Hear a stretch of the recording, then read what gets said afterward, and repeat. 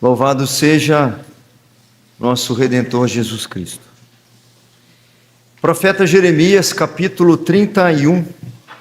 Como eu informei no início do mês, eu precisei dar uma pausa na exposição do livro do profeta Daniel. Já percorremos uma boa parte do capítulo 10, mas por conta das interrupções que nós teríamos com alguns pregadores convidados, eu achei por bem aguardar para retornar, se o Senhor permitir, no próximo mês. A gente retoma a exposição do profeta Daniel. Jeremias 31, apenas 2 versículos, e esses versículos, ou o texto da mensagem, nós não projetamos para que os irmãos possam acompanhar no texto, nas suas próprias Bíblias.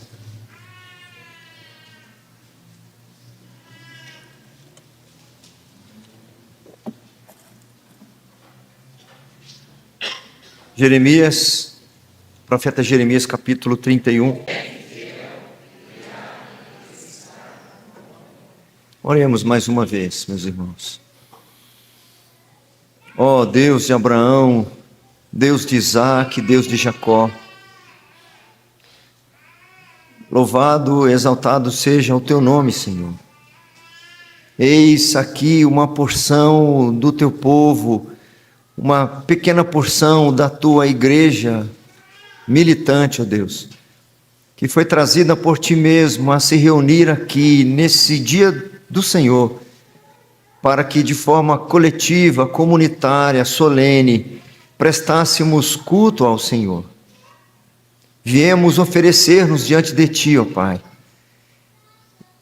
e esperamos e desejamos que teu Espírito aperfeiçoe-nos, aprimore-nos, e que tudo o que for feito aqui, Senhor, cada oração, cada prece aqui, cada hino entoado, alcance a tua presença como um aroma agradável, e que receba-nos na tua doce presença, mediados por Jesus Cristo, teu Filho, nosso Redentor.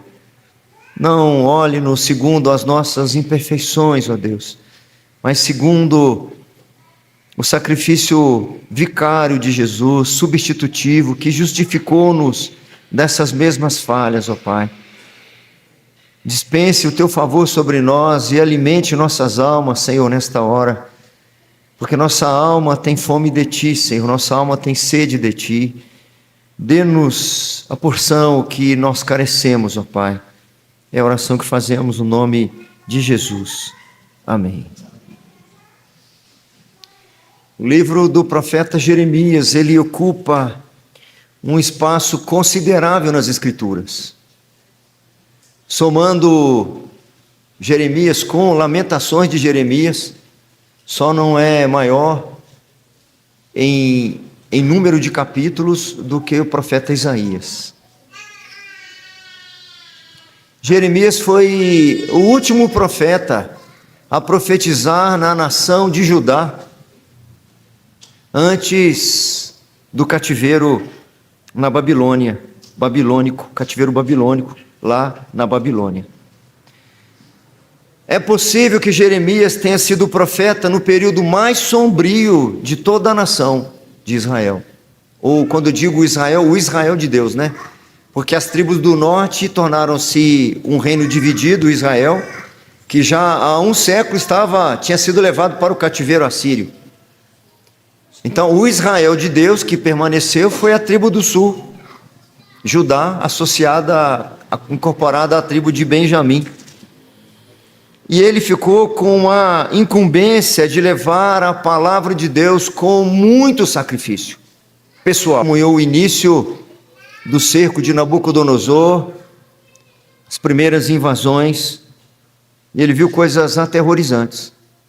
Ele vai descrever em Lamentações que ele testemunha mães matando seus próprios filhos para se alimentar.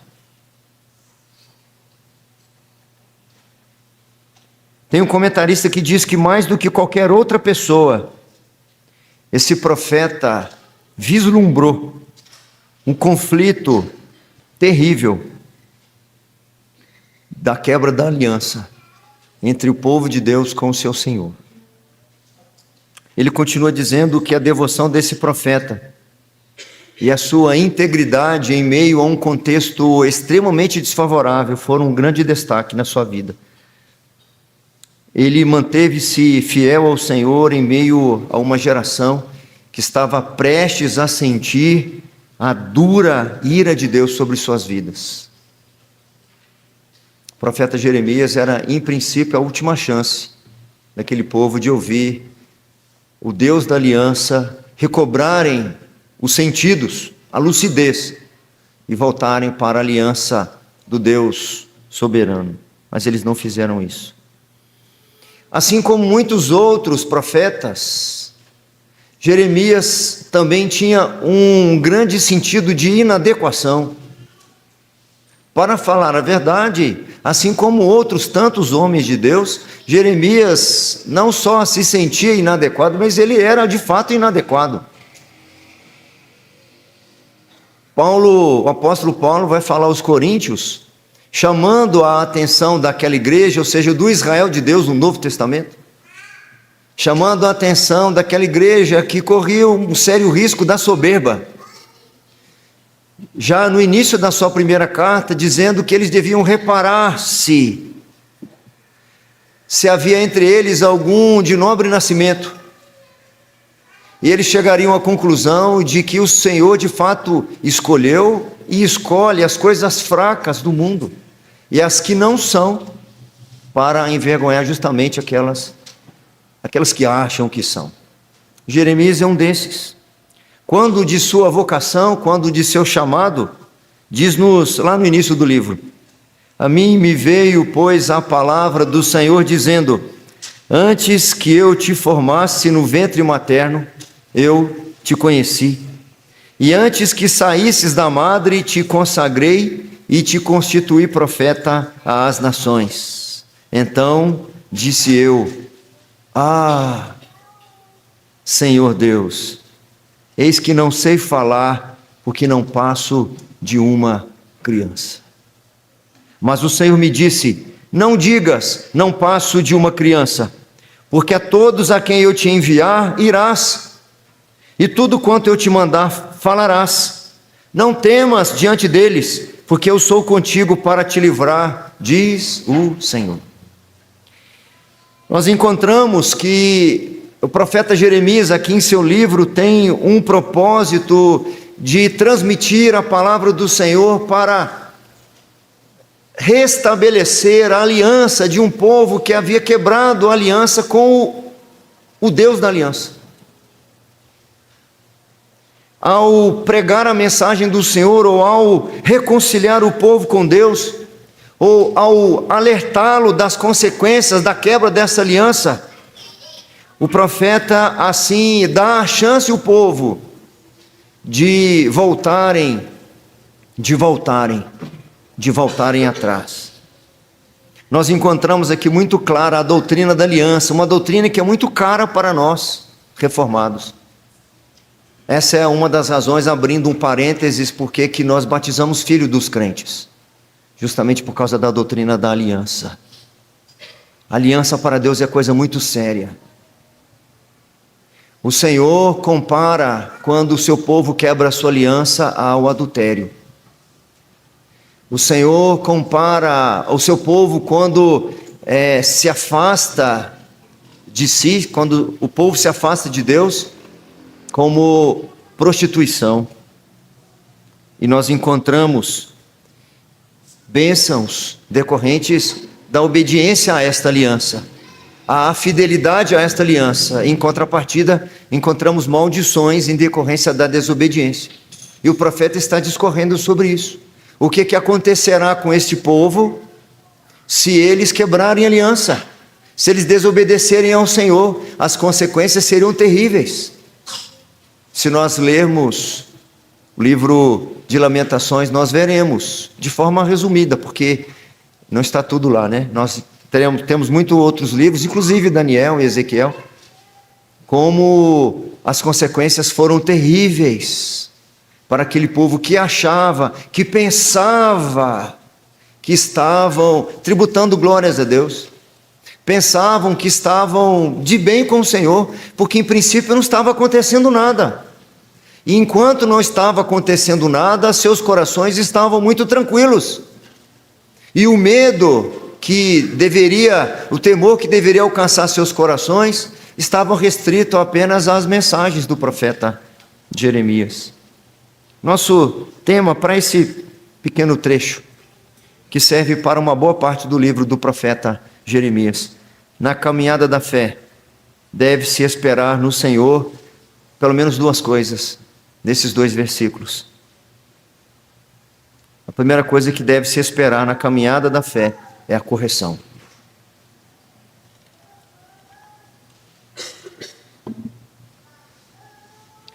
O reino do sul, a tribo de Judá que incorporara Benjamim, a tribo de Benjamim, ela contou com um cuidado especial do Senhor por séculos.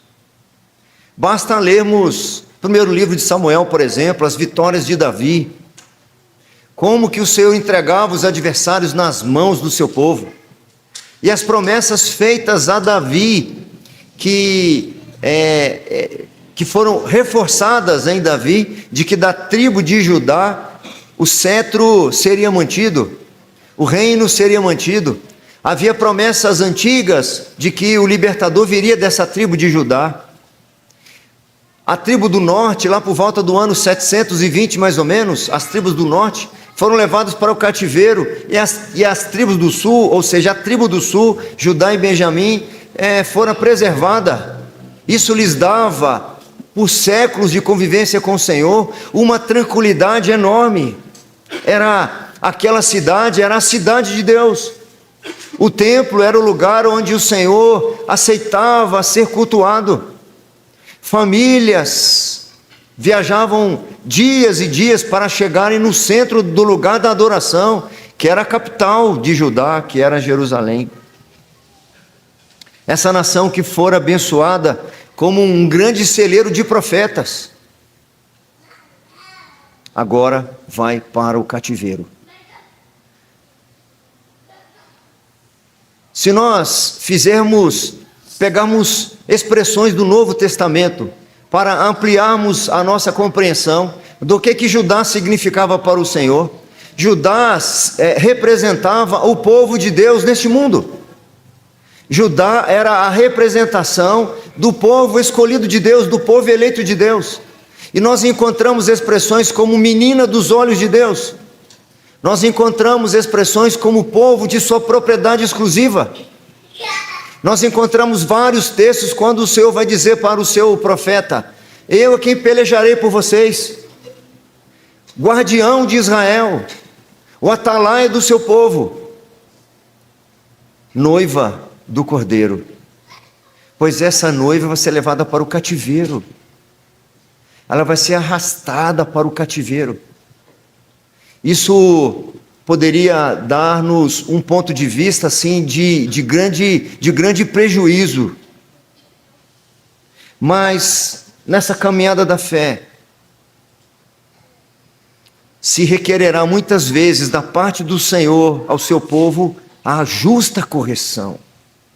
Esta correção é justamente para manter ou para trazer de volta o povo da aliança, povo de sua propriedade exclusiva, que insiste muitas vezes em ter outros donos, que insiste muitas vezes em dividir seu coração com o amado da sua alma, que é Jesus Cristo, com outros noivos, que insiste muitas vezes em dividir suas prioridades e se prostituir.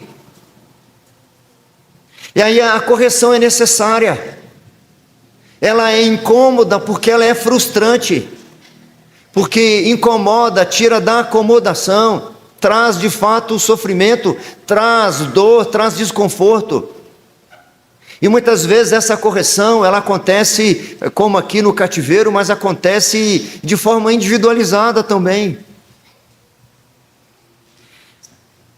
Nós sabemos que alguns anos antes, quando ainda o profeta Isaías profetizava, o povo foi alertado, reis foram alertados sobre o risco que eles corriam ao afastar-se do seu Senhor, do amado de sua alma, do seu protetor, do seu provedor. Nós encontramos o registro lá no profeta Isaías, e o profeta dizendo: ouve a palavra do Senhor dos exércitos, eis que virão dias em que tudo quanto houver em tua casa, com que entesouraram teus pais até o dia de hoje, será levado para a Babilônia, não ficará coisa alguma, disse o Senhor. Dos teus próprios filhos que tu gerares tomarão, para que sejam eunucos no palácio do rei da Babilônia. Isso por quê? Porque a nação de Judá, já naqueles dias, demonstrava mais apreço, ou pior do que isso, demonstrava muito mais confiança nas alianças com outros povos, com a intenção de que esses outros povos, caso precisemos, podem vir nos socorrer. É por isso que Merodach-Baladã, por exemplo, o mensageiro lá da Síria, vai dizer para Ezequias: vocês estão confiados em quem? No Egito, aquela cana quebrada? Em quem vocês estão confiando? Mas era neles que eles confiavam mesmo. Eles confiavam no Egito, caso a Síria venha aqui. Eles confiaram na Babilônia. Merodach-Baladã vem da Babilônia. Quando vem Merodach-Baladã, filho do rei Baladã da Babilônia, para poder fazer aliança com a nação de Judá, eles fazem aliança. O rei Ezequias mostra tudo o que ele tinha, todos os seus exércitos, todos os seus tesouros, com o quê? Com a intenção de fazer aliança com eles. Porque se a Síria continuar nos ameaçando, nós nos socorreremos em vocês, nós pediremos socorro para vocês, nós confiaremos em vocês. E é por isso que o profeta Isaías amaldiçoou todas aquelas nações, porque elas serviam de escora para Israel. Ao invés de confiarem no Senhor, eles confiavam nessas nações. E é nesse contexto que o profeta Isaías vai, eu já disse isso várias vezes, vai revelar para nós aquele texto precioso sobre a majestade do Senhor. Quem tomou medida dos céus a palmos e pesou os montes em balança de precisão? Ele vai fazendo ali uma comparação do Senhor, do Deus da aliança, com as nações. E ele começa a fazer uma comparação para tentar de alguma forma tornar-se claro para a nação em quem de fato eles deveriam confiar. Todas as nações diante do Senhor são como um grão na balança.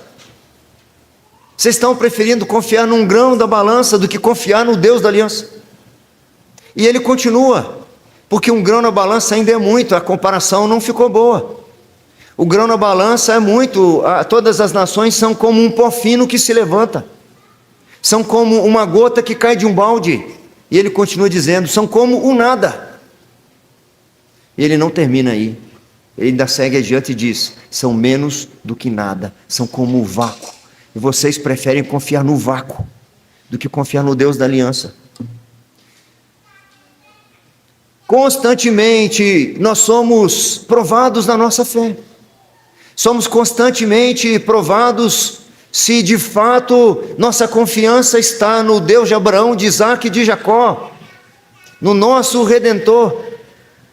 Constantemente nós estamos em situações em que nós temos a chance de provar se temos algum vínculo com o Deus da aliança.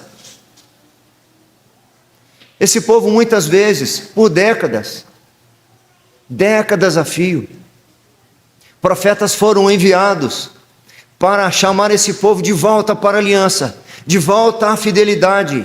E agora, como consequência da desobediência deles, a noiva está sendo entregue nas mãos de outros. Não podemos fugir dessa comparação, amados irmãos, não podemos fugir. Porque o apóstolo Paulo, por exemplo, para mostrar a relação do Senhor Jesus com a sua igreja, ele compara a relação de um marido com a sua esposa. É claro que esta comparação, ela é muito simples, ela é imperfeita, porque os nossos casamentos são imperfeitos. Os maridos não amam as suas esposas de fato como Cristo ama a sua igreja. Mas à medida que com a graça do Senhor esforçam-se por amar suas esposas, demonstram, eu repito, ainda que de maneira imperfeita, demonstram de maneira representativa o próprio amor de Cristo pela sua igreja. Então fique pensando, você que é casado ou que é noivo, a sua esposinha amada sendo levada para deitar-se com outros na sua cara.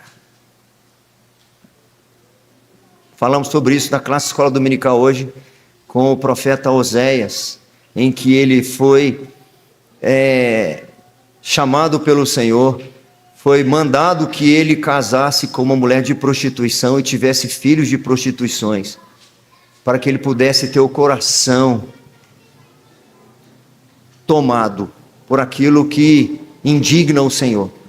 Quando o profeta vai ao povo dizer que como noiva eles estão adulterando-se, prostituindo-se, voltando-se para outros deuses no lugar do Senhor, ele está lembrando da sua esposa, que muitas vezes estava nos braços de outros homens.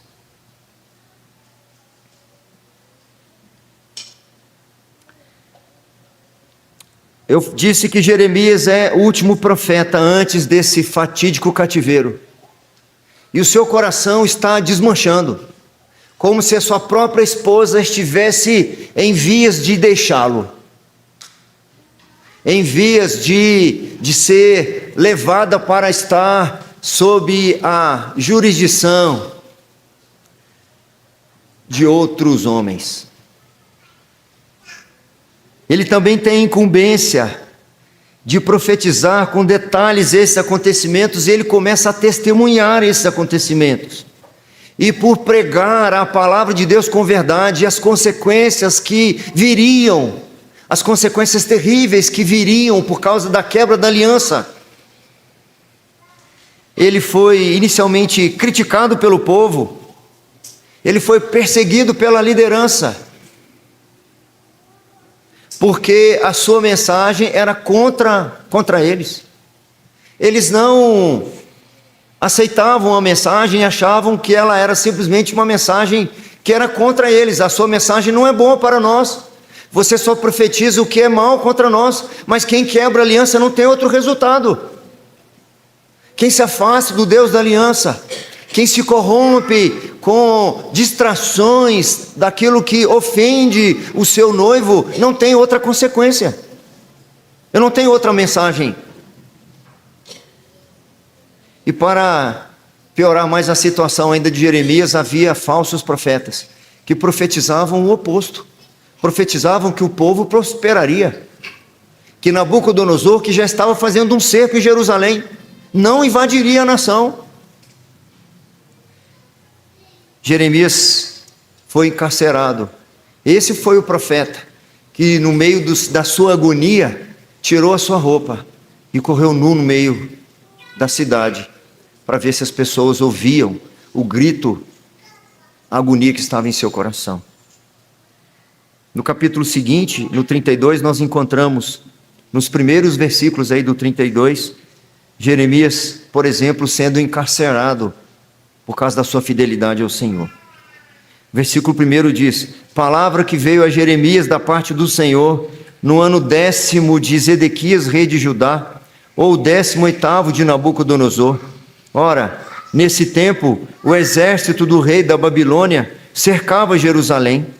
Jeremias, o profeta, estava encarcerado no pátio da guarda que estava na casa do rei de Judá. O 3.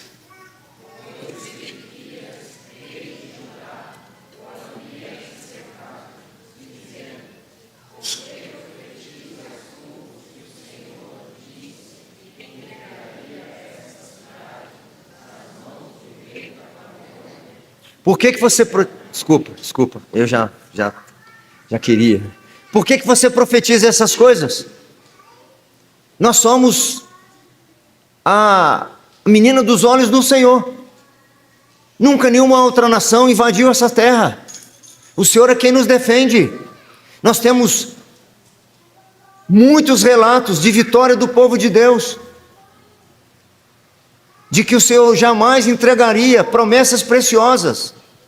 Que profecia é essa? E que Zedequias, rei de Judá, não se livraria das mãos dos caldeus. Por que você diz isso? Mas infalivelmente seria entregue nas mãos do rei da Babilônia, e com ele falaria boca a boca e o veria face a face. Por que diz essas coisas?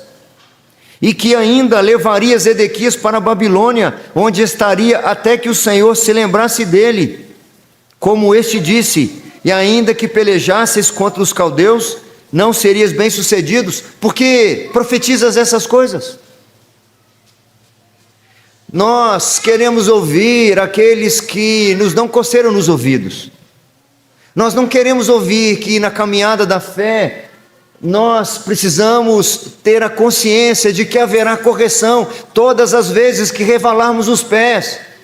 É justamente porque somos o povo exclusivo do Senhor. Ele não nos deixará quebrar essa aliança. Ele não deixará-nos por nossa própria conta. Ele não nos abandonará, e a correção é um instrumento precioso que o Senhor traz na nossa vida para manter-nos na aliança, manter-nos na fidelidade, no caminho dele, às sombras do Onipotente, ou para nos trazer de volta. A palavra aqui é lamento, sim.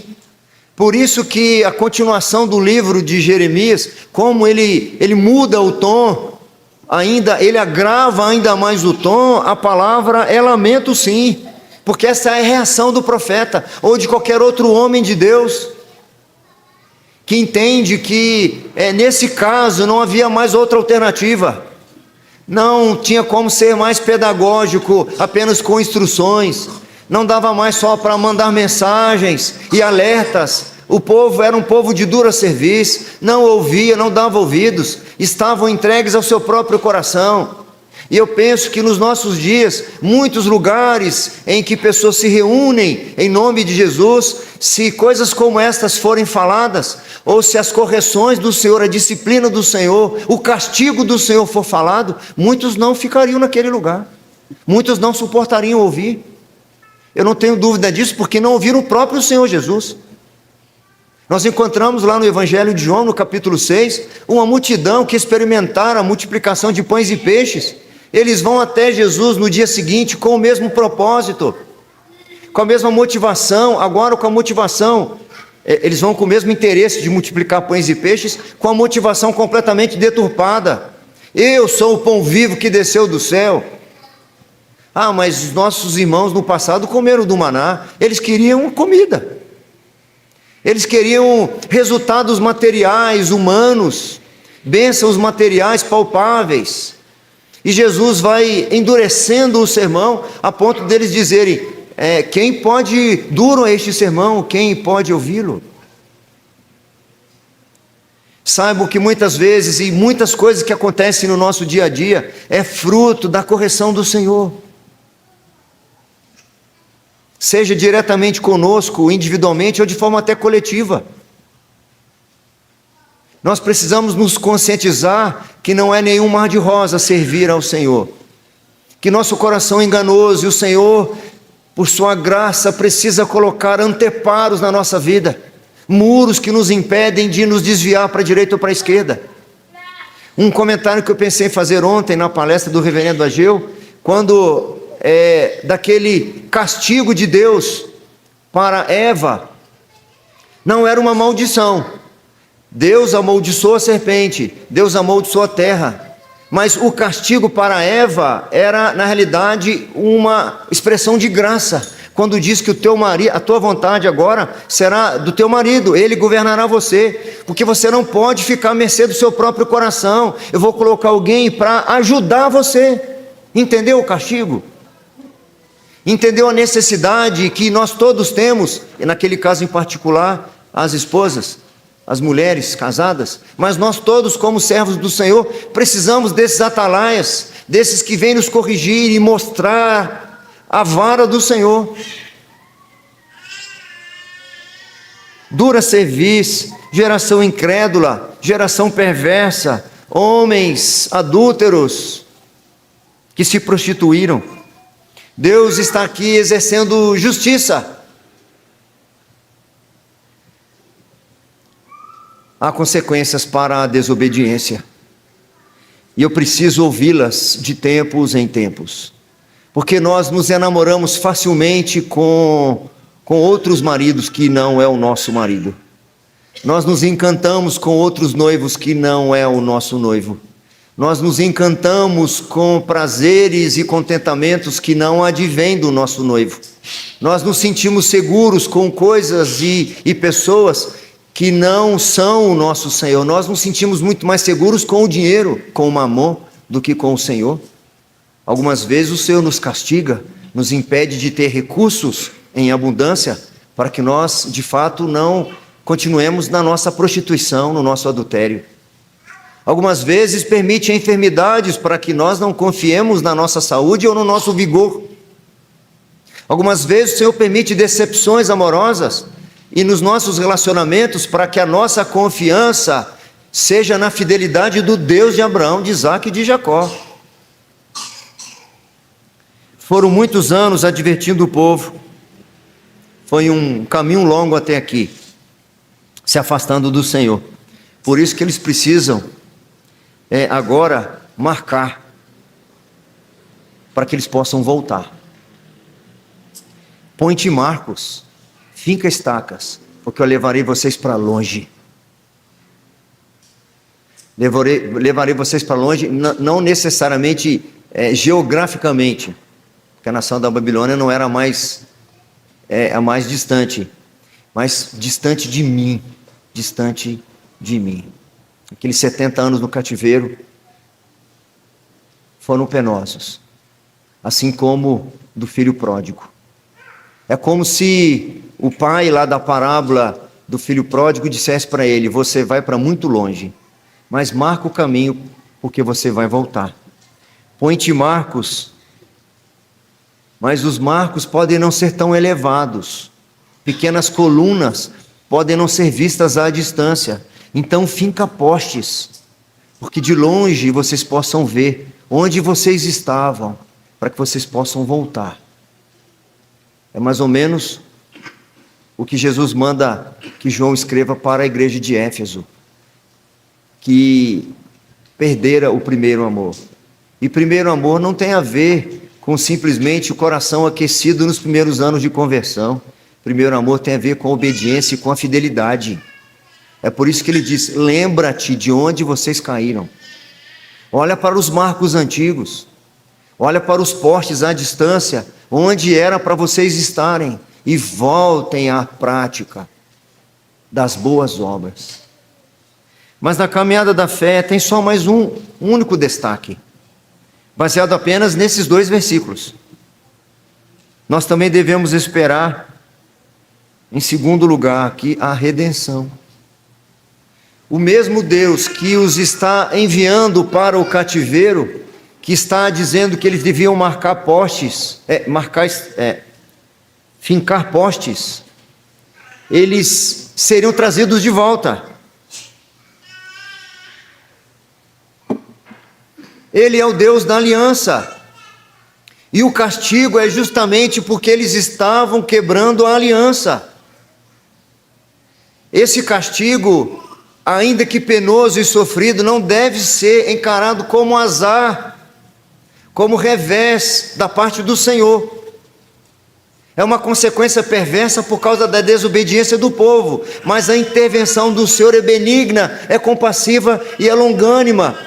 Ainda que eu tenha que entregar vocês nas mãos de outros, é para que vocês aprendam, mas eu lhes trarei de volta. E todos esses profetas, tanto Isaías quanto Jeremias, que falaram das consequências da infidelidade deles, anunciaram a fidelidade de Deus. Tão certo quanto a ida para o cativeiro seria também o regresso. Regressa, ó Virgem de Israel, regressa às tuas cidades, diz o versículo 22. Desde que foi profetizado o cativeiro, os profetas também profetizaram a restauração do povo de Deus, porque Deus é justo para corrigi-los, mas sem deixar de ser compassivo e longânimo. No profeta Isaías, que é um desses profetas, que além de anunciar o cativeiro, anuncia também a benignidade do Senhor em trazê-los de volta, porque o cativeiro nada mais é para trazê-los de volta, ou para trazê-los para perto. É muito interessante a parábola do filho pródigo, que num primeiro momento pode parecer que aquele pai está sendo inconsequente. Não pode ser, porque aquele pai é Deus, ao entregar uma vultuosa quantia para o filho. Que pai faria isso sabendo que o filho vai desperdiçá-lo? Esse pai faz isso, porque aquele filho, apesar de aparentemente estar perto, não estava perto, seu coração estava longe. O Senhor lhe entregou a sua própria sorte por um tempo, para que, à medida que ele estivesse distante do Senhor, seu coração se voltasse para o Senhor. Então, o dia em que aquele filho pródigo estava mais distante da casa do seu pai, estava na condição mais humilhante possível, foi o dia que o seu coração estava mais perto. Foi o dia que o seu coração foi trazido para perto. Assim também com a nação, que o Senhor lhes conduz para o cativeiro, mas não para que eles se afastassem do Senhor, é para que a aliança fosse restabelecida. E o profeta Isaías dissera isso algumas décadas antes. Quando o Senhor restaurou, o profeta Isaías disse lá no capítulo 41, vários versículos, eu não transcrevi aqui, vou abrir aqui. Isaías 41, ele diz assim, olha que interessante, não precisa abrir se não quiserem, mas se alguém abriu ou anotou, Isaías 41, a partir do versículo 8.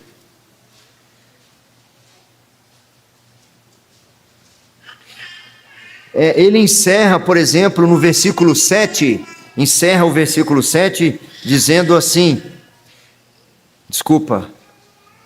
encerra o versículo 7 não, vou ler o versículo 7 todo. Assim o artífice anima ao ourives, e o que alisa com o martelo, ao que bate na bigorna, dizendo, da soldadura está bem feita, então com pregos fixa o ídolo para que não oscile. Está falando ali da imundície, da corrupção do povo. Aí no versículo 8 vai mudar o tom. Mas tu, ó Israel, servo meu, tu, Jacó, a quem elegi, descendente de Abraão, meu amigo. A mensagem é para Judá. A mensagem era para a nação de Judá, o Israel de Deus que havia sido preservado. Tu, a quem tomei das extremidades da terra, e chamei dos seus cantos mais remotos, e a quem disse, tu és o meu servo, eu te escolhi, e não te rejeitei. O versículo 10, se você abriu comigo, vamos juntos. Não temas, porque eu sou contigo.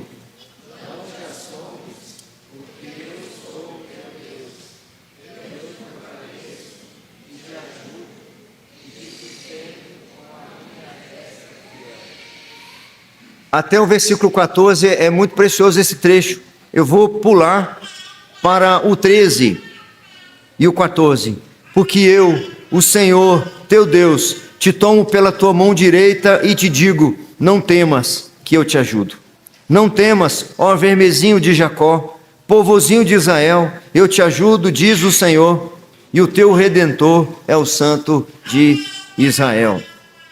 É por isso que depois do cativeiro, o salmista compôs aquele cântico de romagem, quando o Senhor restaurou a sorte de Sião, ficamos como quem sonha.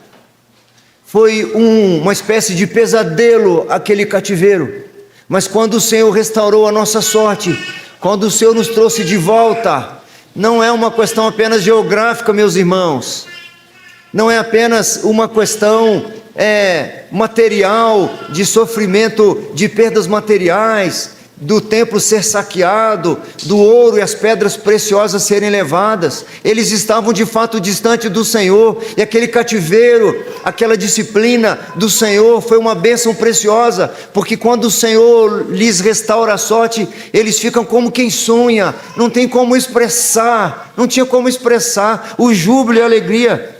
Então a nossa boca se encheu de riso e a nossa língua de júbilo. Então entre as nações se dizia: grandes coisas o Senhor tem feito por eles. Com efeito, grandes coisas fez o Senhor por nós, por isso estamos alegres.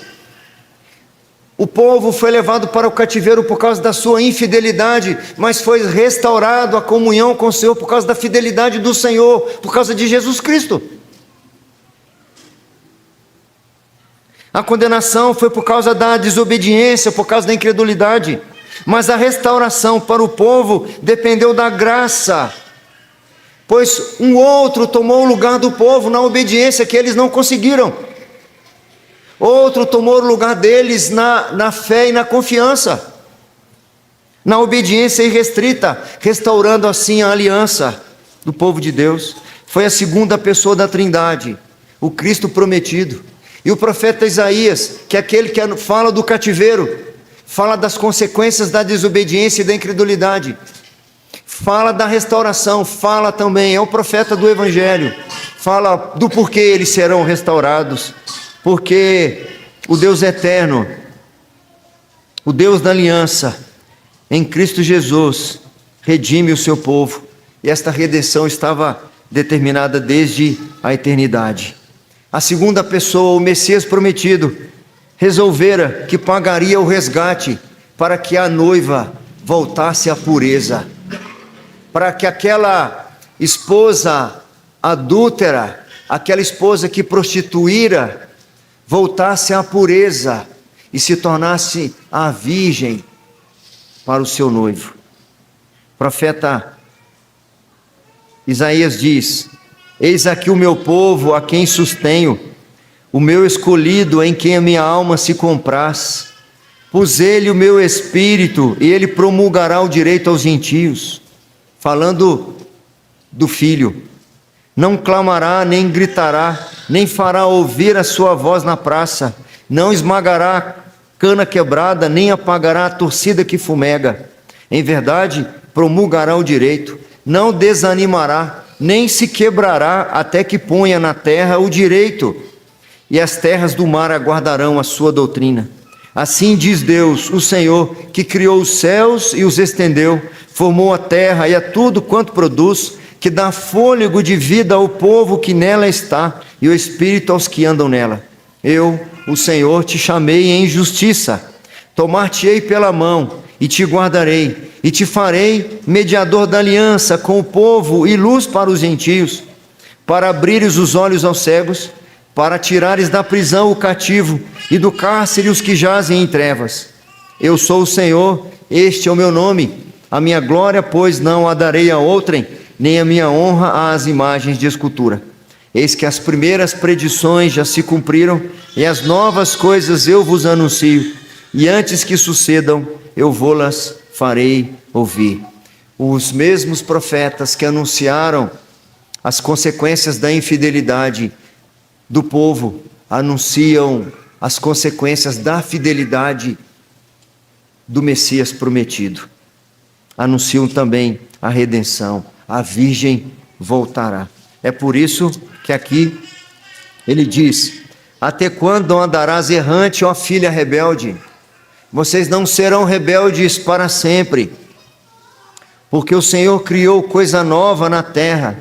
A mulher infiel se tornará aquela que requestará um homem, que reivindicará um homem, que chamará pelo homem, que terá direito sobre o seu marido de novo, apesar da sua infidelidade, voltará a ter direitos e honras como uma esposa fiel. Nós vivemos tempos que na nossa caminhada cristã, nós não somos muitas vezes orientados com preceitos elementares, e às vezes nos falta discernimento para identificar essas coisas na nossa vida. Às vezes, naquela semana, eu experimentei uma correção da parte do Senhor e pude, ao cabo daquela semana, depois daqueles apuros, daquelas dificuldades, terminar a semana em oração, em contrição diante do Senhor, e eu não percebi que o Senhor estava ali me reaproximando de sua aliança, me reaproximando do Deus da aliança. Eu não sei exatamente que dia que foi, numa das visitas, eu estava com uma pessoa que estava com dificuldades, uma enfermidade, eu não me lembro. Eu disse: eu tenho certeza que você deve estar orando muito mais agora do que estava nos outros dias. Tenho certeza que você está muito mais quebrantado diante do Senhor do que nos outros dias.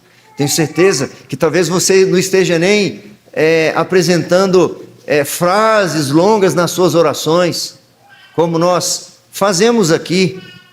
Quando a pessoa está em agonia, ela geme diante do Senhor, ela expressa, às vezes, poucas palavras e muitos suspiros, muitas lágrimas e um vocabulário cada vez mais reduzido. Oh, Senhor, Deus, tenha misericórdia de mim. O Senhor está te reaproximando dEle. Ou o Senhor está mantendo você mais alinhado com Ele, ou trazendo você de volta. Você passou em poucos dias por uma correção e uma restauração sem perceber. Talvez para você foram os acontecimentos normais, o destino, ou as coisas da própria vida que acontecem com todo mundo. Talvez você perdeu a oportunidade de, naqueles dias, naquele vale da sombra da morte que você estava passando, que Deus estava conduzindo você, afastando você de algumas coisas que distraíam você, que tinham peso de ídolo no seu coração, e você não percebeu que Ele estava agindo na sua vida. Você perdeu a oportunidade de contar aquela experiência e anotar naquela experiência, naquele dia, naquela semana: o Senhor agiu na minha vida, Ele cuidou de mim, Ele me corrigiu, Ele me disciplinou, Ele me fez passar por algumas situações em que eu quebrei algumas alianças ou ilusões que eu tinha, e pude, ao cabo dessa experiência, voltar-se para Ele com um santo temor, uma reverência diferenciada, uma confiança renovada. E às vezes isso acontece, a gente não percebe. A gente começa a segunda-feira como qualquer um, tocando o barco, fazendo nossas situações, encontramos uma adversidade aqui, uma adversidade ali, o nosso coração fica angustiado por causa de uma notícia, por causa de uma situação adversa, de uma preocupação que assola. E aquela semana que começou como rotineira, termina conosco às vezes prostrados aos pés do Senhor. Às vezes num leito de hospital, às vezes nem precisa. Temos isso em mente, na nossa caminhada da fé. Louvado seja o nome do Senhor, porque nós encontramos essas correções. Tem uma frase de um dos nossos hinos, que nós agradecemos ao Senhor pela correção paterna quando falhamos. Não é simplesmente uma vingancinha do Senhor, porque eu fiz alguma coisa errada, não. É porque eu estou quebrando a aliança, porque eu estou me afastando do Deus da aliança, porque ainda que seja um instante qualquer, meu coração está fiando ou confiando muito mais em alguma coisa que não seja o Senhor. Isso é extremamente perigoso.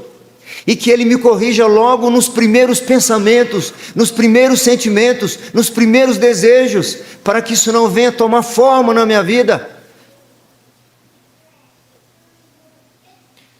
Não negligenciemos a soberania de Deus, que cuida de nós em todas as situações, que tem o controle de todas as coisas. Quero refazer minha frase. Não percamos de vista a soberania de Deus, que controla todas as coisas. O cativeiro não foi o descuido do Senhor. As chicotadas de Paulo não foram um descuido do Senhor. A crucificação de Jesus não foi um descuido do Pai. Confiemos na providência do Senhor, porque se aquela enfermidade não foi curada, ela foi providenciada pelo Senhor. O Senhor é quem providencia a enfermidade. É o Senhor quem providencia desencontros, é o Senhor quem providencia carências, é o Senhor quem providencia escassez, é o Senhor quem providencia desertos. Reconheçamos de fato, de modo prático na nossa vida, a aplicação dessas doutrinas preciosas, para manter-nos à sombra do Onipotente.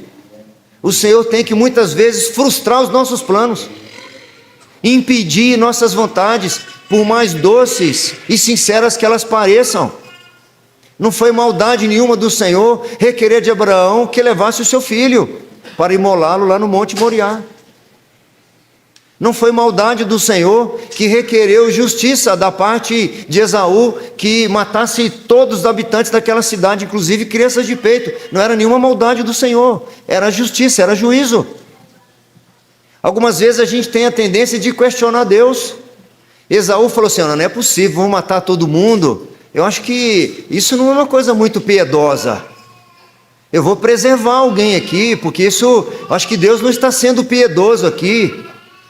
O próprio Samuel, quando começa a questionar o Senhor, ou insistir que ele aceitasse Esaú de volta: Senhor, por que você está insistindo comigo, Samuel?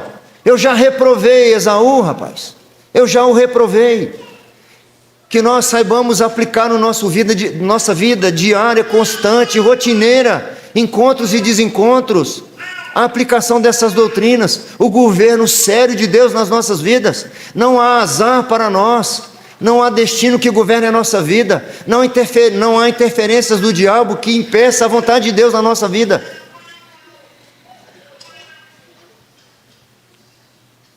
Eu quero encerrar com um texto, meus irmãos. Deus é um Deus que se relaciona com a coroa da sua criação. Fez uma aliança, e assim como ele disse para Abraão, é uma aliança perpétua. Ai daqueles que de alguma forma fizerem tropeçar alguém nessa aliança.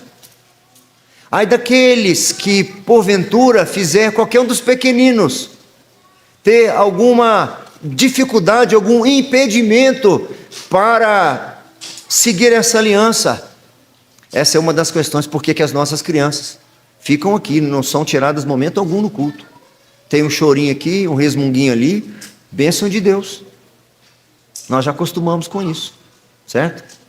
De vez em quando, às vezes, uma mãe precisa sair para corrigir lá fora. A criança começa a fazer uma pirracinha, o pai vai lá para fora e a criança volta assim, serena. Ouviu alguma coisa. Lembra-te de onde caíste. Certo? Volta às práticas das primeiras obras. Se não virei contra ti e removerei o candeeiro. Ninguém fala assim com o filho, né? Mas diz: em casa nós vamos conversar. Traduzindo para a linguagem infantil, em casa nós vamos conversar. Certo? A criança volta serena. Passou a sede. Para isso Deus se revela. Esse mesmo profeta Jeremias, alguns capítulos anteriores, tem uma palavra muito dura para profetas, para pastores que fazem o povo errar, que confundem o povo, para que esse povo não mantenha-se na aliança. Se você quiser olhar depois, capítulo 23 é precioso.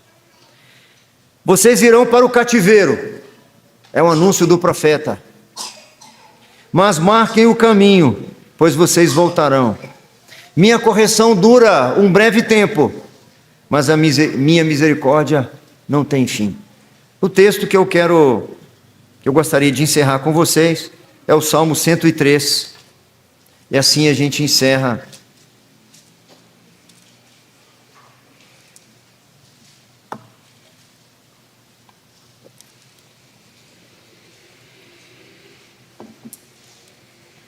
Dos 22 versículos, leremos alguns poucos.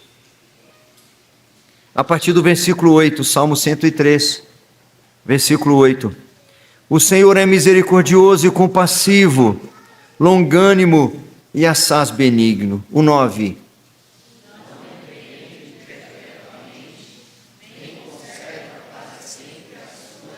Não nos trata segundo os nossos pecados, nem nos retribui consoante as nossas iniquidades. 11.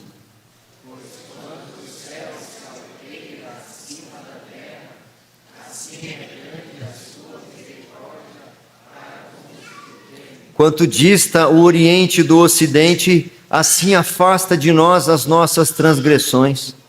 Como um pai se compadece de seus filhos, assim o Senhor se compadece dos que o temem. E finalmente o 14.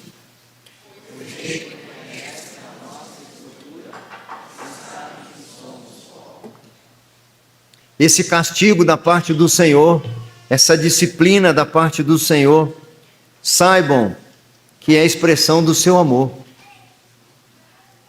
Expressão do seu amor. Não murmuremos quando pelo Senhor formos provados, quando pelo Senhor formos disciplinados. Entenda que estas correções são para que nós não sejamos deixados à nossa própria sorte. Que o Senhor tenha misericórdia de nós e nos ajudes a ver a história da nossa vida na perspectiva da Escritura, da Palavra.